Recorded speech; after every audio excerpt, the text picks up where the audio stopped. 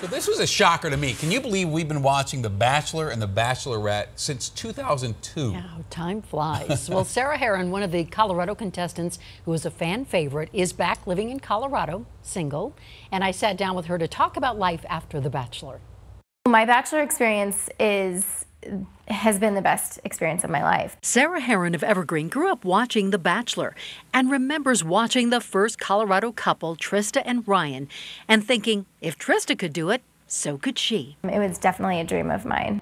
Her dream became reality in 2013.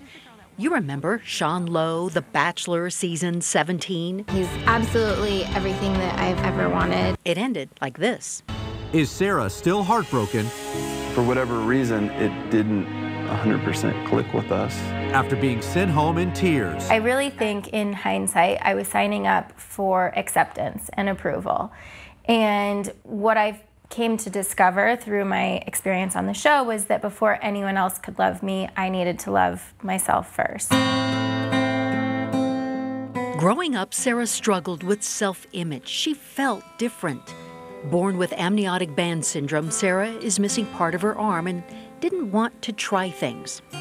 I thought if I played soccer, I was going to look silly. I thought if I went skiing and had to, push my sleeve up my arm or wear a glove on my arm, I would look foolish. The last thing you want is to be looked at. When you're trying to find your identity, you just want to be the girl that's getting good grades or artistic. You don't want to be known as the girl with one arm.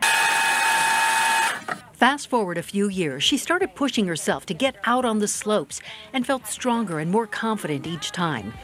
Sarah had an epiphany. Why not give that same feeling to other women? It's like the most powerful and personally uplifting experience. Sarah started She Lift, her own nonprofit recruiting other women with physical differences to come to Colorado and do things they never dreamed they could do. Hitting the slopes, hanging out with complete strangers, building a bond. I felt like they were my sisters, I could talk to them about anything. Today was really cool because I was curling Catherine's hair and I taught her how to do it and she did it herself and she didn't think she was going to be able to do it, so that was a really cool moment. There's so many things that I just don't do and that I feel like now I want to push myself to do.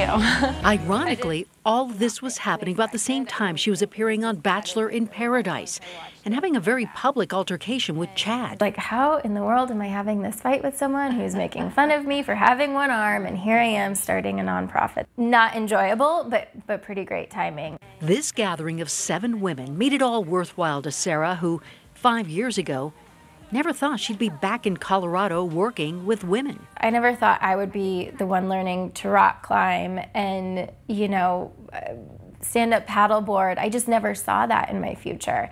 And to know that I'm doing that now so that other girls can do that is really exciting. And of course, I couldn't finish the interview without asking, and you have found love now?